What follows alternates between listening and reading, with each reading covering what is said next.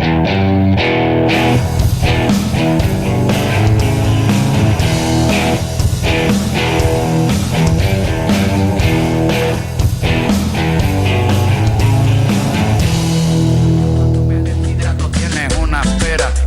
tal? Buenas noches. Un gusto volver a acompañarlos en esto que es No Todo Está Perdido. Estamos en vivo a través de la pantalla de CBI Canal 5, Canal 22 de Aire. Y realmente, como todos los jueves, con propuestas que nos interesa llevar a nuestra comunidad para reflexionar sobre distintos temas. En este caso, hoy, tal como lo habíamos adelantado la semana pasada, abordando una cuestión particularmente trascendental, me parece a mí, en la región donde vivimos, ¿no? En el contexto en el cual nos desenvolvemos, nos desarrollamos, y una cuestión a la cual se me ocurre, en un punto no le damos la importancia que debemos darle y que tiene que tener, en este caso, resaltado su magnitud y su trascendencia, por sobre todo la fecha, ¿no?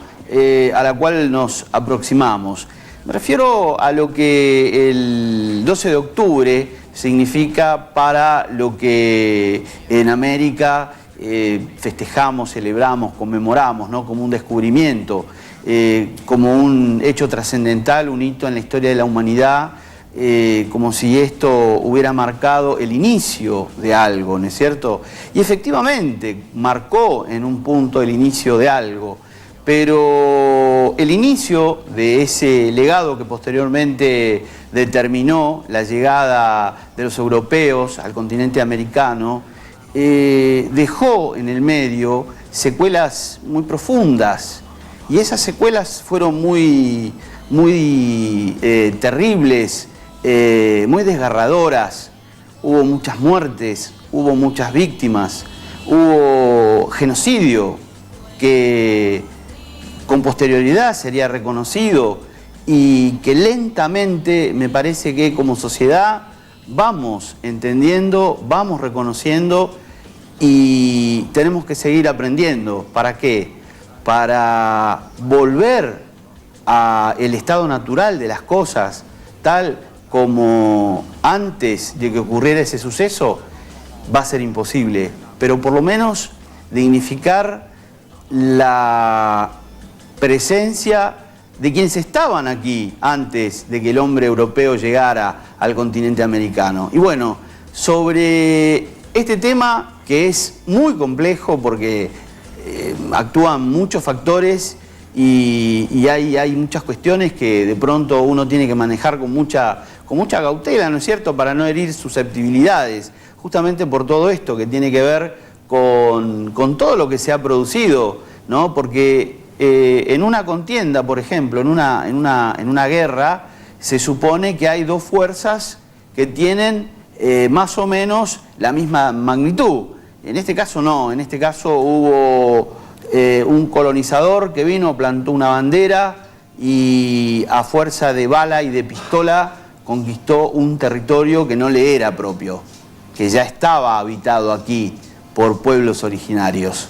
Y nosotros realmente compartimos esta idea de que el 12 de octubre no hay nada para festejar. Y por eso hemos invitado, y realmente agradecemos muy especialmente el esfuerzo que han hecho para venir, porque es un horario complicado, es un horario difícil, ya estamos casi cerca de las 10:30 de la noche. Y bueno, hoy han venido aquí a compartir con nosotros para charlar sobre este tema. No sobre la base del resentimiento ni del rencor, porque es algo que me parece que los pueblos originarios no tienen y que nosotros deberíamos copiar, sino sobre la base de la diversidad cultural, lo que se conoce como interculturalidad, esta palabra tan amplia y tan compleja, con tantos matices, ¿no? Así que primero yo quiero agradecer muy especialmente a Javier Rodas, que está aquí con nosotros, por el esfuerzo de haber organizado todo lo que les vamos a estar presentando esta noche, y por supuesto también a nuestros invitados y una sorpresa especial que después les voy a contar de qué se trata. ¿Qué tal, Javier? Buenas noches. Buenas noches, un saludo grande y bueno, agradecidos en nombre de las comunidades guaraníes esta oportunidad en este día tan caro a los sentimientos de las comunidades, de poder hacer de que la comunidad pueda recibir la voz de nuestras raíces, la voz de los pueblos originarios. Bueno, también estamos con Roberto Moreira, a quien conozco hace muchos años. Por suerte tuve el gusto de conocer a Roberto cuando coincidimos en algún punto en el ámbito laboral, ¿no es cierto? Roberto se desempeñaba como guía en un paseo en la comunidad en Borolé en ese momento, y yo he entrado con él como traductor cuando había gente que no hablaba español, y realmente aprendí muchísimas cosas de él, muchísimas cosas de la cultura de su pueblo, que él con mucho amor, con profundo respeto le transmitía a los turistas que iban de pronto a conocer también y acercarse a esa cultura. Hoy Roberto es el cacique de la aldea Yacyporá, así que Roberto, buenas noches, gracias por estar acá también, Abullevete. Abullevete para todo. Bueno, muy importante esa parte. Creo que en muchos puntos nosotros los guaraníes estamos, o sea que los más jóvenes hoy por hoy, seguimos tratando de valorar, volver un poquito más atrás, digamos, o quiere decir volviendo un poquito más atrás, pero pensándolo bien, yo creo que estamos dando un gran paso en adelante, volviendo a respetar, por ejemplo, la persona más anciana. Y sin ello, por ejemplo, nosotros los más jóvenes no tenemos futuro, y entonces es muy importante respetar la persona más anciana para poder organizar dentro de las comunidades. Bueno, gracias por estar, gracias por sumarte a esta charla. También estamos con Marcelo Martínez. Marcelo es Opiguá, de la comunidad Iriapú. Lo dije mal, estoy seguro, después ustedes me van a corregir, pero sería como una especie de guía espiritual, un líder espiritual, así que Marcelo, también muchas gracias por haber venido. Gracias, Abullevete. Abullevete. Ahí tenés la cámara, no sé, bueno, si querés expresar alguna idea, algún pensamiento. Bueno, yo estoy acá presente con ustedes, pero no estoy preparado para estar con ustedes en este momento, pero voy a hablar sobre de Opiguá, como debería siempre mi gente como siempre, como me vea, es muy joven, pero yo no soy nada. Pero a través de nuestros abuelos, como dijo acá Roberto Moreira, también un poco, me parece para mí muy importante también, tenemos que cuidar a nuestra salud, porque, como digo, por ahora estamos en ese, porque yo en ese punto, como líder espiritual, yo siempre no puedo olvidar de mis abuelos, Entonces yo siempre sigo mi camino, el único, eso que quiero decir. Continuar con las costumbres, continuar con las tradiciones, continuar con el legado de los más ancianos. Sí, claro, eso es lo que estoy diciendo. Bueno, ahora nos vas a contar un poquito sobre eso, porque vamos a presentar también a Lidio Martínez, que es representante de Yacyporá y que está aquí con nosotros. Así que, Lidio, muchas gracias por haber venido también a Abullevete. Abullevete, y primeramente agradecerle a ustedes también por este espacio que nos dieron, y yo creo que también es importante juntarse con el cacique, con el Opiguá, con el Yurubá que nos está ayudando, que es Javier Roda, y volver a reflejar este momento, que un momento va a ser muy especial, porque yo también soy muy joven, pero yo soy amo y defensor de mi cultura que estoy haciendo en la aldea, y yo creo que es algo también que quiero mostrar al Chenetaná, que seguramente me está viendo, que mi gente de la aldea, que resuman un poco, que revean qué significado tiene el Mbga guaraní, por ejemplo. Eso es lo que yo creo que va a ser un momento muy importante, este momento en una charla. Y para mí es algo muy importante y para ellos también. Y mostrarle a la gente que nosotros realmente sentimos y no lo que pensamos ni lo que vemos, sino lo que tenemos dentro. Eso es lo que es. Qué importante, ¿no? Lo que dice Lidio, Marcelo. ¿Qué significa ser Mbga guaraní? Bueno, yo creo que Mbga quiere decir que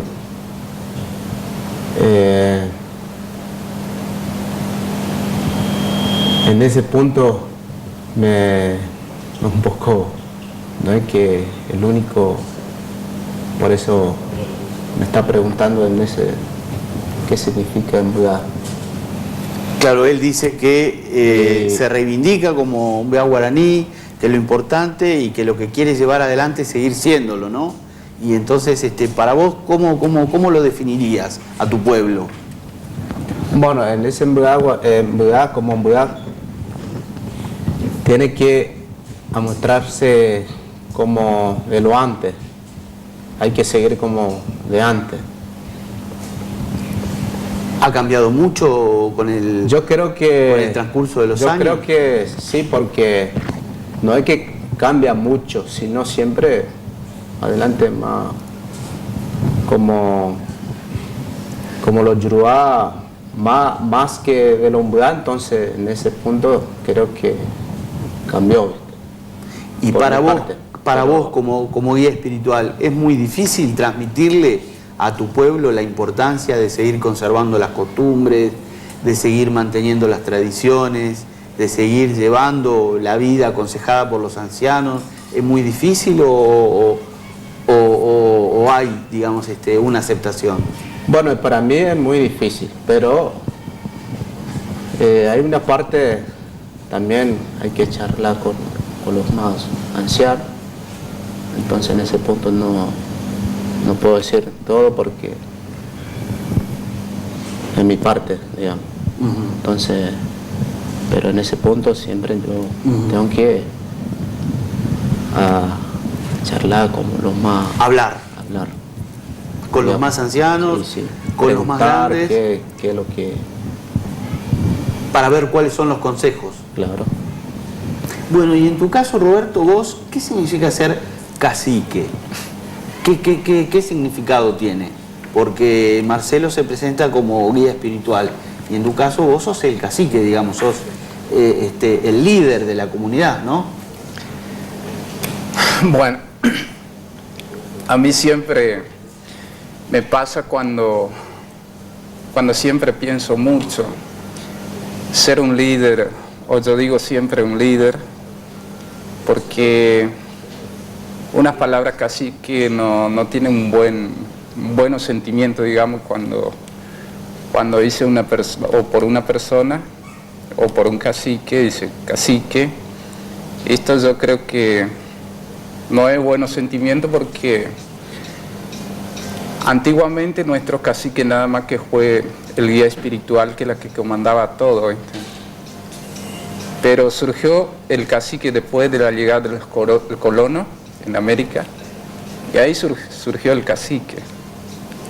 Y entonces yo creo que un cacique también en algún punto de los Yoruba, por ejemplo, se ve un poco mal visto. Por eso en mi caso, en mi sentimiento, ser un líder o un cacique no es lo que me gusta tanto lo que estoy haciendo, pero siempre con el esfuerzo que estoy logrando hoy por hoy, creo que también siempre lo agradezco primeramente a los dioses Ñamandú, a los Tupá que me guiaron y me dieron esta parte, la oportunidad de hacer, y creo que en las comunidades estoy logrando algo que la gente necesita.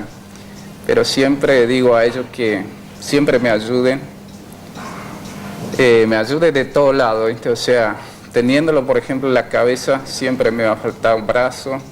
Entonces, gracias a eso, por ejemplo, Lidio Martínez fue un brazo muy importante para mí, ¿viste? Entonces, gracias a él también yo, o junto con él y junto con las comunidades, creo que hemos logrado algo importante dentro de las comunidades. O sea que ser cacique no es una tarea fácil, digamos. Es muy complicado, es muy complejo, ¿no? Porque vos, en definitiva, tenés que tomar decisiones para toda tu comunidad, para toda la gente que está al lado tuyo.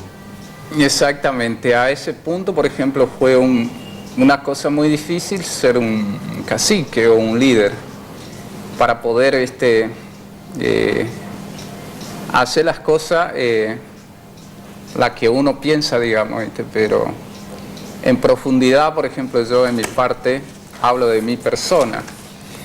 Yo, por ejemplo, actúo más sobre los sentimientos y de lo profundo que yo tengo. Entonces, por ahí, viste, en mi caso, digo, y no hablo por los otros, sino siempre en mi caso, y Lidia sabe muy bien cuál es mi sentimiento. Y yo creo que no es tan fácil, tampoco es difícil.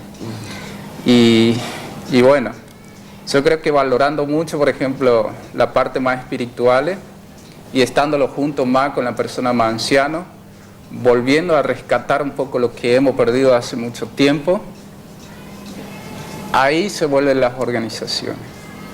Porque pensándolo mucho en la parte de las globalizaciones, cada vez más queremos cosas desde afuera. Creo que ahí un poquito va el balance de un lado y entonces cuando nos damos cuenta ya estamos abajo. Y entonces yo creo que volviendo a valorar un poquito la cultura y rescatar, amar la que es la naturaleza que el Dios puso en la tierra y amar todo tipo de animales que se encuentran dentro de la selva que forma parte de nuestra cultura, que Dios había dejado a nosotros. Creo que a eso volvemos a rescatar y sentir y amar la naturaleza. Creo que con esto es muy importante. Lidio, ¿cómo ves la situación de tu pueblo con relación a todo lo que tiene que ver con sus derechos, con las cosas que le corresponden, con lo que son los legítimos valores que tienen que respetar los yuruá o los blancos, ¿no es cierto? ¿Cómo ves esa parte? Primeramente, el MIGA, por ejemplo, en nuestra aldea, lo que nosotros más hacemos es hablar con la gente y qué sentimiento cada familia aportan en una asamblea. Y respetar la decisión y el derecho que tiene de familia, hasta qué punto ellos permiten a la entrada del yuruá, por ejemplo. Hay familias que directamente, como no se deciden, dicen, bueno, usted como el cacique y vos sos como el guía, tenés que ver hasta dónde ellos tienen que entrar. Y otro lado, lo que sí siempre, lo que más apuntamos también, que sea la parte íntima de las comunidades. Nosotros, yo especialmente, defiendo mucho. Si la gente quiere conocer, quiere realmente entender la cultura guaraní, no se aprende en 1 hora, 2 horas. Pero sí, por lo menos tener contacto con el mga expresando la cultura. Y el mga, en mi caso, por ejemplo, yo estoy siempre dispuesto a contarle, a enseñarle, pero hasta dónde me da el sentimiento, por ejemplo. Porque si no, hay momentos que cuando yo no me siento bien, es porque la transmisión no está bien. Entonces, en esa parte hay muchos yuruá no entienden. O sea, que es como que uno se cierra, es porque parte espiritual no está bien. Entonces, ahí es donde el yuruá dice que él no quiere hablar, porque para entender a Mbga es muy difícil. Yo digo y... Yo me acuerdo que cuando Roberto hacía la guiada, lo primero que le decía a los turistas cuando él se presentaba era, bueno, miren, a mí realmente no me gusta estar en este lugar. Estoy porque lo tengo que hacer, decía, y me veo obligado a hacerlo. Pero en realidad, decía Roberto, a el Imbuá no le gusta hablar mucho. Somos de hablar poco. Decías vos siempre, y me quedó grabado eso, digamos, ¿no? Como que de hablar poco, lo necesario y lo justo, ¿no es cierto? Sí. Y eso queda muy bien expresado en el saludo, ¿no es cierto? En el auyevete, que significa todo, digamos. El buen día, el buenas tardes, el buenas noches, el manifestar, ¿no es cierto? El saludo ya reducido en una mínima expresión, digamos. Sí. Y esto es muy interesante, ¿no? Como que hay una parte muy íntima de la cultura que está vedada al blanco, ¿no es cierto? Sí, así es. Y el auyevete, pareciera en nuestra costumbre un saludo muy formal. En realidad es un saludo que se utiliza en un lugar, en un momento muy especial.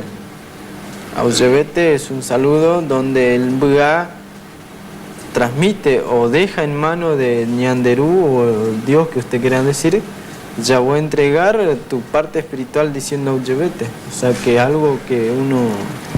Yo decía entre mí, quizás jamás no debíamos decir auyevete en frente del Yoruba o de alguien, pero también ahí correríamos riesgo de ir perdiendo. O sea que también algo que mostrándolo, también algo que también voy a revelar algo. Pero mirándolo del lado positivo, yo creo que es bueno también porque así la gente o el Yoruba empieza a valorar algo que la cultura, ¿no es cierto? Por eso yo decía que el auyevete no se utiliza en lugares como... No se utiliza como un saludo informal o así común.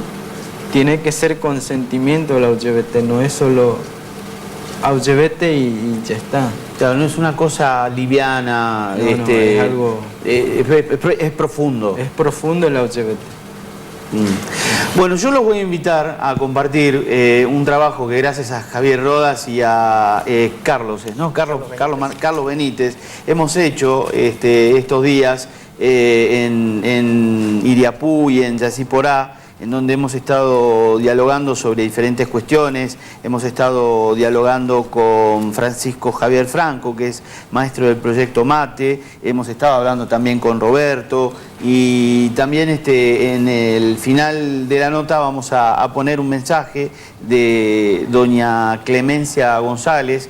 Yo les pido mil disculpas porque lo voy a pronunciar mal seguramente. Yachuca Uapotú. La señora más anciana, ¿no?, de Iriapú, quien nos ha dejado un mensaje. Y bueno, quiero que compartamos juntos este trabajo que hemos hecho y después lo podemos comentar. ¿Puede ser, Checho, por favor?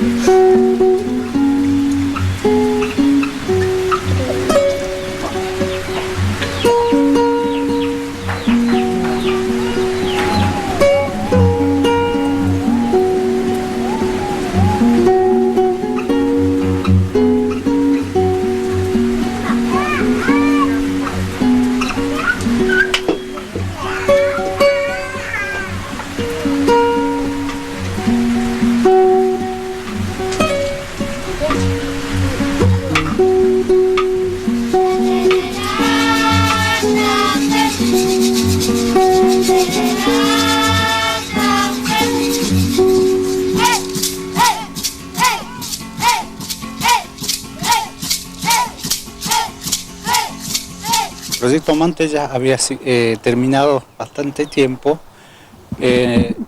Nosotros seguimos con este modelo porque hay mucha gente que ya reconoce por el proyecto Mante, entonces seguimos trabajando con ese nombre para poder siempre tener el apoyo de la gente que ayuda a la comunidad, al proyecto también, y a través de ello nosotros fuimos trabajando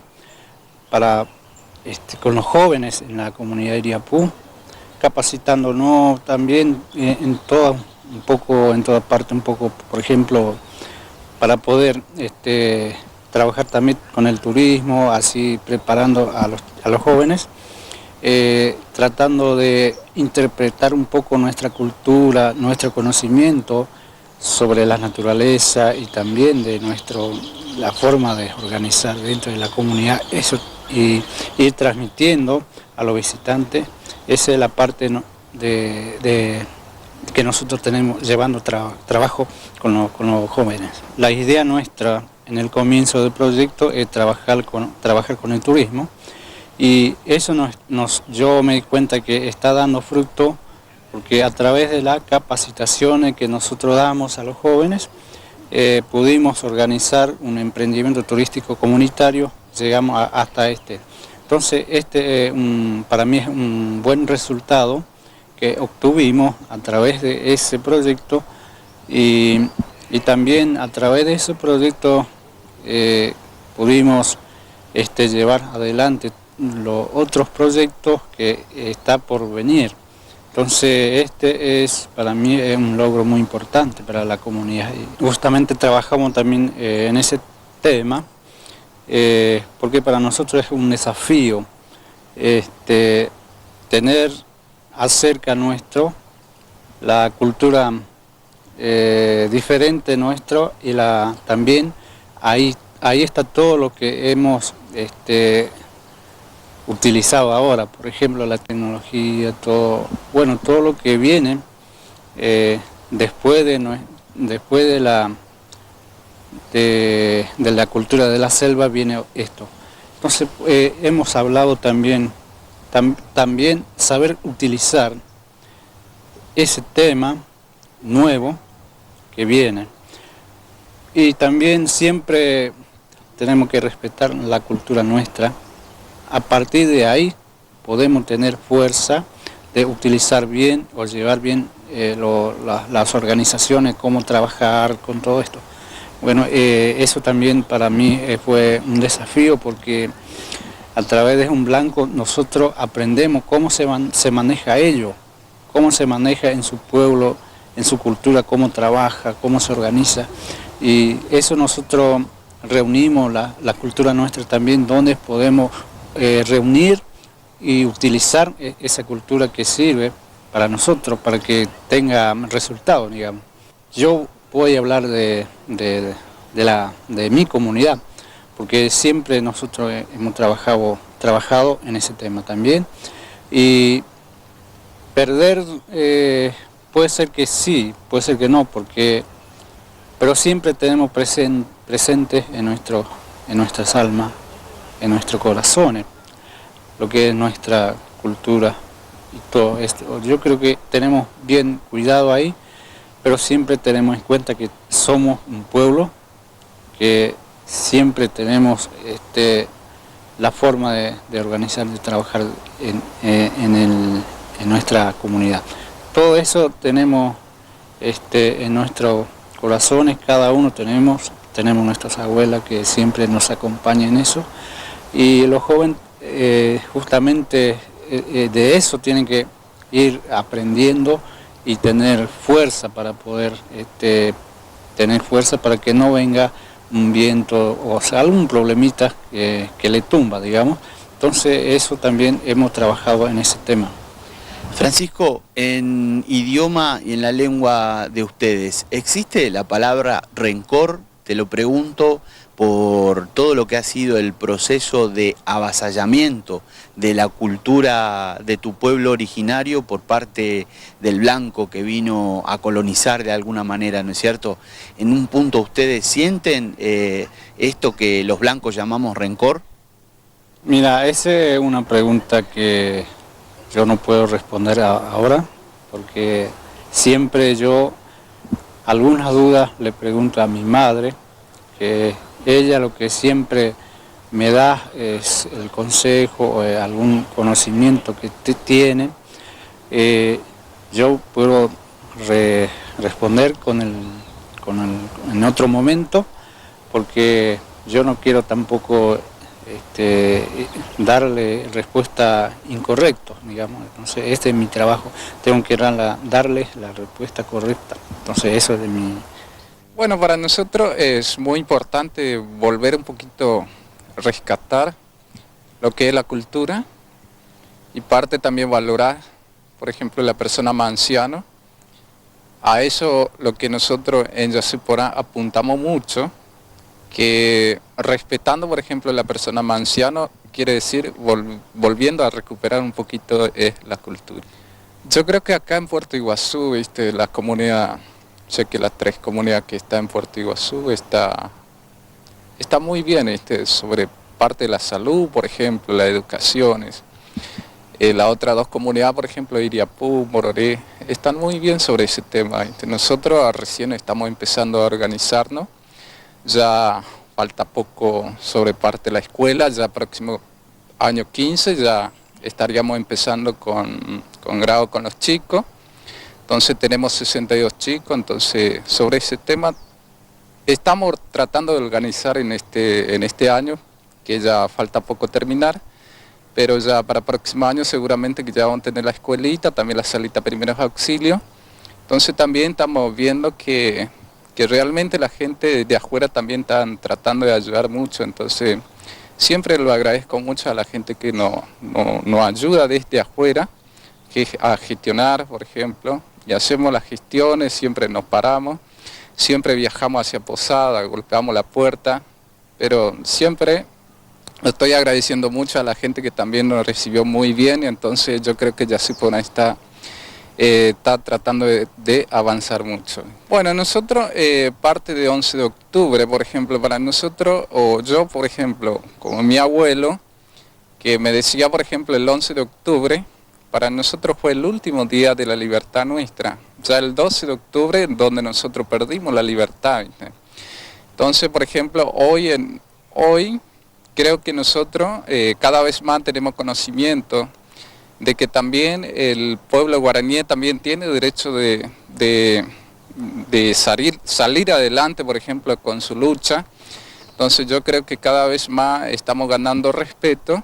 Entonces también es muy importante que la gente que se dé cuenta y que nos dé derecho, y también que se respete, y que nos dé, por ejemplo, la oportunidad de salir adelante también las comunidades. ¿De qué manera puede ayudarlos a ustedes a lograr ese objetivo? A lograr ese objetivo, por ejemplo, para nosotros en esta comunidad, por ejemplo, pensamos hoy, por ejemplo, ya, como decía, ya van a tener la escuela, y dentro de la escuela ya nosotros o sea que no es que se va a aprender a leer y escribir, sino que también se va a aprender muchas de las culturas, que también le damos derecho, por ejemplo, a la persona más anciana, como decía, para poder enseñar a dibujar, o cómo hacer, por ejemplo, unas casas típicas, enseñarle eso, todo tipo que vamos a rescatar en este punto. Y también es muy importante que desde afuera la gente que también nos ayude a dar, por ejemplo, el oficio, mucho oficio, por ejemplo, a leer y escribir, no solo a leer y escribir, sino darle las capacitaciones, por ejemplo, en las comunidades, porque muchas veces, por ejemplo, los jóvenes salen mucho, y entonces también necesitamos desde afuera que la gente nos apoye en ese tema. Yo creo que en esta comunidad, por ejemplo, yo hablo de esta comunidad, digamos, en esta comunidad cuando viene la gente, por ejemplo, que nos visitan, siempre respeta mucho la cultura, lo trata de respetar y sabe muy bien, o sea que la gente ya lo conoce, y entonces vienen y ya vienen con mucho respeto. Entonces también yo creo que el valor que tenemos hoy es muy importante, que hemos logrado parte del respeto. Y con respecto a la gente del pueblo, con respecto a la gente de Puerto Iguazú, estamos muy bien, ¿viste? Gracias, o sea que mucha, o no toda la gente, pero alguna persona siempre trata de acercarnos en este punto. Como ya saben que ya se podrán, creo que hace muy poquito que han avanzado gracias a ellos también, y entonces gracias a la gente de Puerto Iguazú que también en mucha parte nos ayudó bastante. Bueno, fíjate vos qué interesante, ¿no? Todo lo que estábamos escuchando, viendo y acá comentando, ¿no? Y rescato esta pregunta que la verdad ahora se lo voy a preguntar a ellos, si fue un poco desubicada de mi parte, ¿no? Yo me pondría en el lugar de ellos y te pediría a vos que estás mirando el programa te pongas en el lugar de ellos. Suponete que mañana viene a tu casa un señor con una topadora y te tira todo abajo, te destruye todo, te mata a tu familia. Digo, es una situación en donde despierta sentimientos, me parece a mí, muy profundos, y en un punto, bueno, a mí me surgió preguntarle esto a Francisco, ¿no? Y él, con mucha prudencia y con mucha sabiduría, me contestó que no estaba en condiciones de responder esa pregunta, ¿no?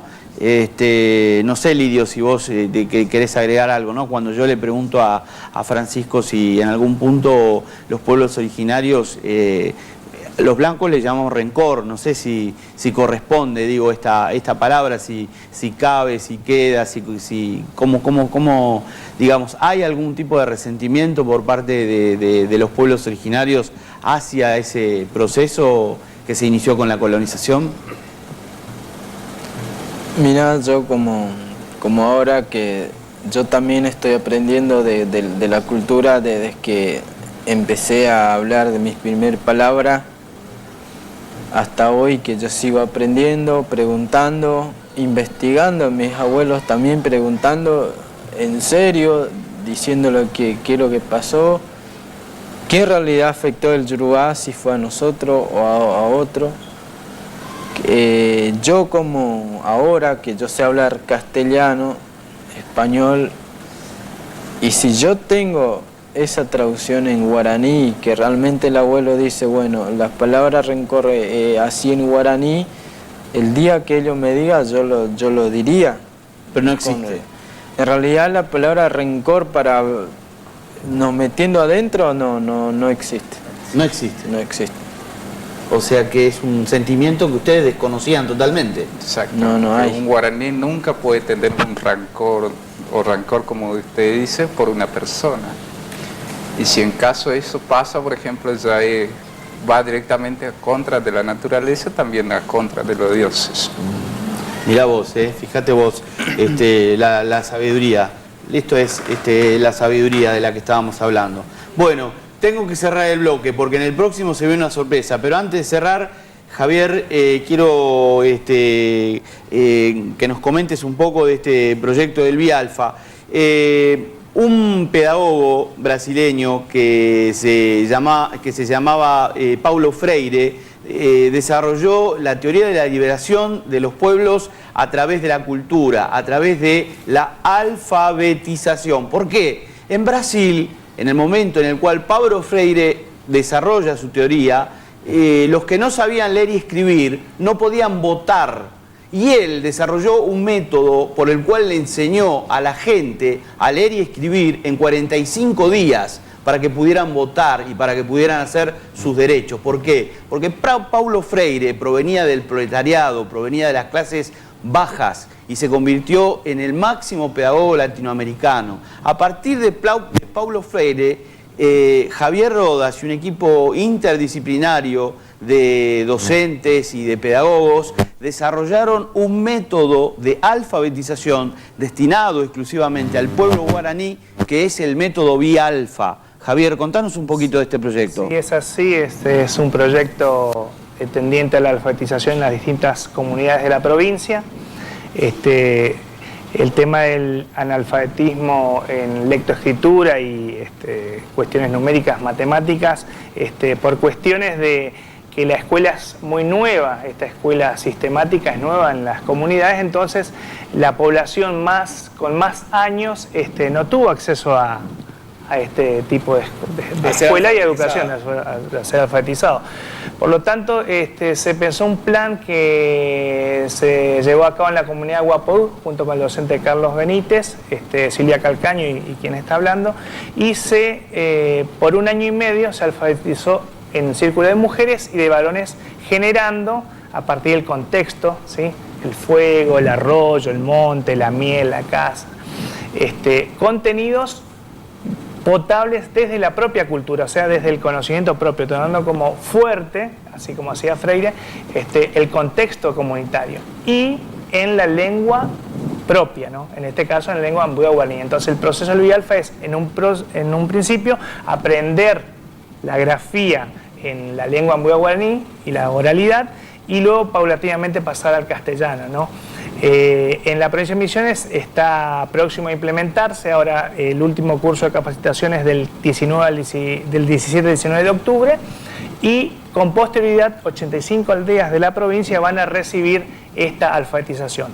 La intención es que en el año 2016 al menos la mayoría de la población de las comunidades guaraníes ya puedan tener el acceso a la lectura y escritura, y bueno, sería un avance, ¿no?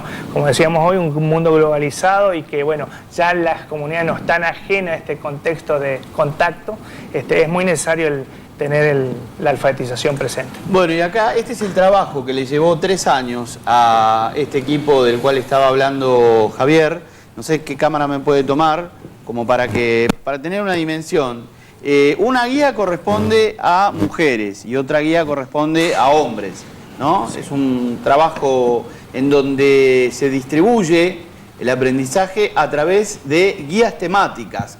Como decía recién Javier, y como estipulaba Freire, la alfabetización a partir de la palabra generadora, ¿no es cierto? Sí, y en todos los casos, en todos los círculos en las aldeas, son los mismos hermanos guaraníes quienes son los alfabetizadores. O sea que no hay tampoco en la alfabetización presencia del yoruba. O sea que una participación genuina y auténtica de las mismas comunidades. Bueno, impresionante este trabajo. La verdad a mí me dejó muy sorprendido. Me lo leí todo. El de mujeres que está en internet, me lo leí todo y pude comprender claramente cuál es el objetivo y hacia dónde apunta, ¿no? Y creo que va a ser todo un éxito. Sí, eso pensamos, y bueno. Y también están trabajando en otro proyecto muy ambicioso que es el Pentadiccionario. Sí, Carlos Benítez justamente iba a estar presente también hoy. ¿Se enfermó? Pero, sí. Carlos Entonces, y Francisco estaban invitados y tuvieron problemitas de salud, ¿no? Sí, así que hace 33 meses que venimos trabajando en un pentadiccionario, guaraní, castellano, guaraní, portugués e inglés,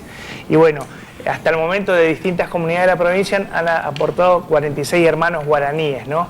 La intención es que esta sea una herramienta de visibilización de la cultura ambuya guaraní, y que es el primer pentadiccionario. Esto quiere decir que sujeto a modificaciones, a mejoras, pero como habíamos visto desde las escuelas que este material no existía, nos pusimos a trabajar en él para poder brindar un acceso a esta información, ¿no? O sea que la gente va a poder traducir rápidamente los conceptos y palabras del Mbuya a 4 idiomas diferentes. Sería el portugués, el español, al inglés y al guaraní. El inglés y el guaraní. Exactamente. En todos los casos del guaraní clásico, digamos, del portugués e inglés, hay también profesores especialistas que aportan y contribuyen a verificar el material para que esté en el momento de su impresión lo más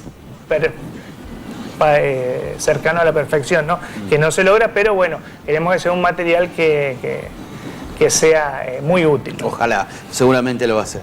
Bueno, vuelvo con Lidio y resumo este bloque diciendo: la cultura guaraní o la cultura de cualquier pueblo originario. Nosotros nos encontramos en esta región y tenemos a estos